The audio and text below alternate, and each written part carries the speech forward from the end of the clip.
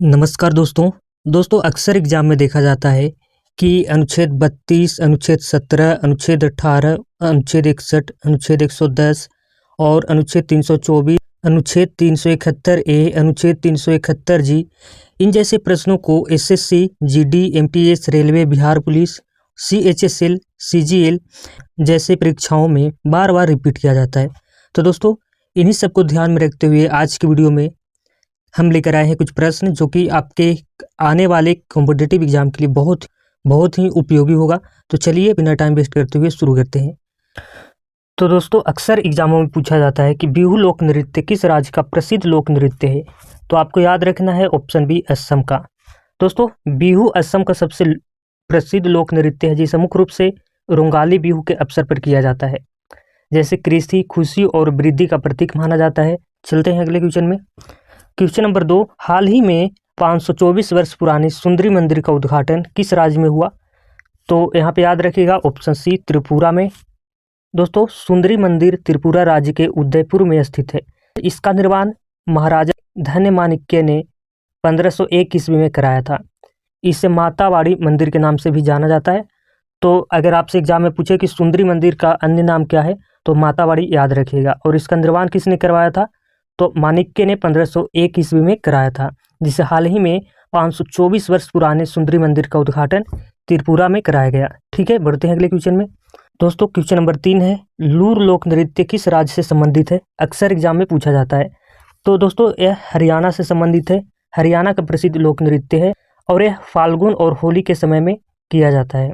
और दोस्तों, हरियाणा के अन्य प्रमुख लोक नृत्य हैं धमाल और खोरिया जैसे। ठीक है, याद रखिएगा। बढ़ते हैं अगले क्वेश्चन में। दोस्तों, वनडे क्रिकेट में सबसे तेज शतक का रिकॉर्ड तोड़ने वाली खिलाड़ी कौन है। तो यहाँ पे याद रखिएगा ऑप्शन बी, स्मृति मंदाना बिल्कुल करेक्ट आंसर होगा। चलिए अगले क्वेश्चन में बढ़ते हैं। क्वेश्चन नंबर 5 हमारा है, G20 शिखर सम्मेलन 2023 की थीम क्या थी। दोस्तों, 2023 की थीम थी एक पृथ्वी, एक परिवार, एक भविष्य। चलते हैं अगले क्वेश्चन में। दोस्तों, खजुराहो नृत्य महोत्सव प्रतिवर्ष किस महीने में आयोजित किया जाता है। तो खजुराहो नृत्य महोत्सव यह फरवरी के माह में आयोजित किया जाता है और यह मध्य प्रदेश में आयोजित किया जाता है। चलिए अगले क्वेश्चन में। क्वेश्चन नंबर 7 हमारा है दोस्तों, फोन पे को ऑनलाइन पेमेंट एग्रीगेटर के रूप में किसने मंजूरी दी। तो यहाँ पे ऑप्शन बी बिल्कुल करेक्ट आंसर होगा, RBI, reserve bank of India. RBI Bharat का केंद्रीय बैंक है, याद रखिएगा, और इसकी स्थापना 1935 में हुई थी। चलिए अगले क्वेश्चन की ओर बढ़ते हैं। क्वेश्चन नंबर 8 हमारा है, गौरमारिया लोक नृत्य किस राज्य का है। गौरमारिया लोक नृत्य किस राज्य का है। तो याद रखिएगा यहाँ पे छत्तीसगढ़, ऑप्शन बी बिल्कुल करेक्ट आंसर होगा। चलिए अगले क्वेश्चन में।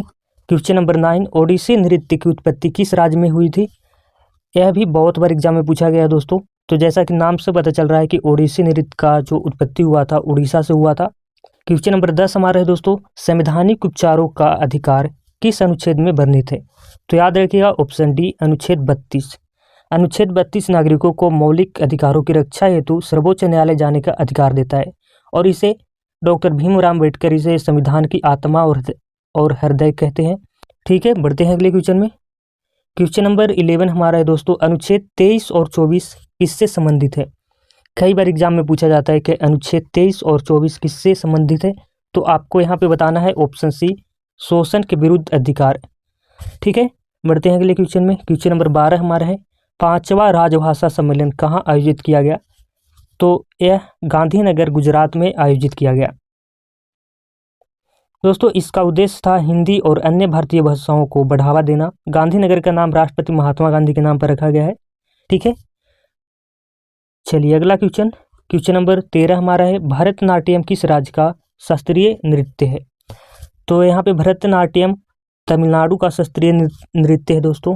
तो यहाँ पे भरतनाट्यम तमिलनाडु का शास्त्रीय नृत्य है और इसे सबसे प्राचीन शास्त्रीय नृत्य माना जाता है। इसकी उत्पत्ति तमिलनाडु के मंदिरों में हुई थी। चलिए बढ़ते हैं अगले क्वेश्चन में। दोस्तों, राष्ट्रपति महाभियोग किस अनुच्छेद के अंतर्गत चलाया जाता है। तो यहाँ पे दोस्तों सबसे पहले समझिए, भारतीय संविधान के अनुच्छेद 61 के तहत राष्ट्रपति के ऊपर महाभियोग की प्रक्रिया बताता है।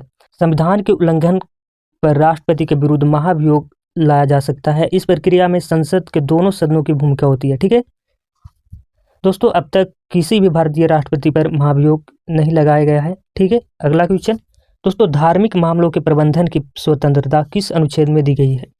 अक्सर एग्जाम में पूछा जाता है दोस्तों, तो याद रखिएगा यहाँ पे अनुच्छेद 26 बिल्कुल करेक्ट आंसर होगा।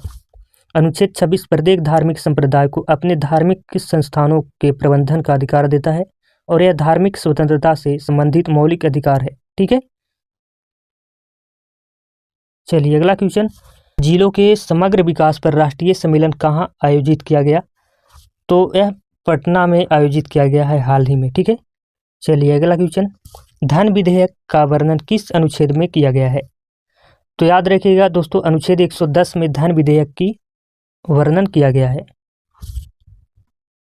चलिए अगला क्वेश्चन, अनुच्छेद 371 जी किस राज्य से संबंधित है? बहुत ही इंपॉर्टेंट क्वेश्चन है दोस्तों, तो याद रखिएगा अनुच्छेद 371 जी मिजोरम को विशेष संवैधानिक प्रावधान प्रदान करता है। इसके अंतर्गत मिजोरम में रहने वाले मिजो समाज की पारंपरिक और रीति रिवाजों की रक्षा की गई है।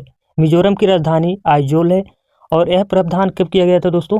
तो याद रखिएगा 1986 में। ठीक है, चलिए अगला क्वेश्चन दोस्तों, अस्पृश्यता यानी कि छुआछूत का उन्मूलन किस अनुच्छेद द्वारा किया गया है? तो याद रखिएगा अनुच्छेद 17 छुआछूत को समाप्त घोषित करता है। अगला क्वेश्चन हमारा है, जनगणना 2011 के अनुसार भारत का लिंगानुपात कितना था? कई बार ये क्वेश्चन रिपीट होता है दोस्तों, 2026 में भी रिपीट होगा। तो याद रखिएगा 2011 की जनगणना के अनुसार भारत में प्रति 1000 पुरुषों पर 943 महिलाएं थी। ठीक है, तो ऑप्शन बी बिल्कुल करेक्ट आंसर होगा। और भारत की पहली जनगणना 1872 में हुई थी। ठीक है, चलिए अगला क्वेश्चन, अनुच्छेद 371 ये किस राज्य से संबंधित है? दोस्तों यह अनुच्छेद 371 नागालैंड को विशेष संवैधानिक दर्जा प्रदान करता है। किसको? नागालैंड, यहाँ पे बिल्कुल करेक्ट आंसर होगा। चलिए अगला क्वेश्चन, तो क्वेश्चन नंबर 22 हमारा है दोस्तों, उपाधियों यानी कि टाइटल का अंत किस अनुच्छेद में किया गया है? तो याद रखिएगा अनुच्छेद 18 है जो दोस्तों, यह राज्यों को उपाधि देने पर रोक लगाता है। ठीक है, चलिए अगला क्वेश्चन, निम्न में से आग्नेय चट्टान का उदाहरण कौन है? आग्नेय चट्टान का उदाहरण कौन है दोस्तों? तो यहाँ पे ऑप्शन बी बेसाल्ट बिल्कुल करेक्ट आंसर होगा। बेसाल्ट ज्वालामुखी लावा के ठंडा होने से बनती है। चलिए अगला क्वेश्चन, भारत की तीनों सेनाओं का सर्वोच्च कमांडर कौन होता है? तो याद रखिएगा यहाँ पे राष्ट्रपति तीनों सेनाओं का कमांडर होती हैं।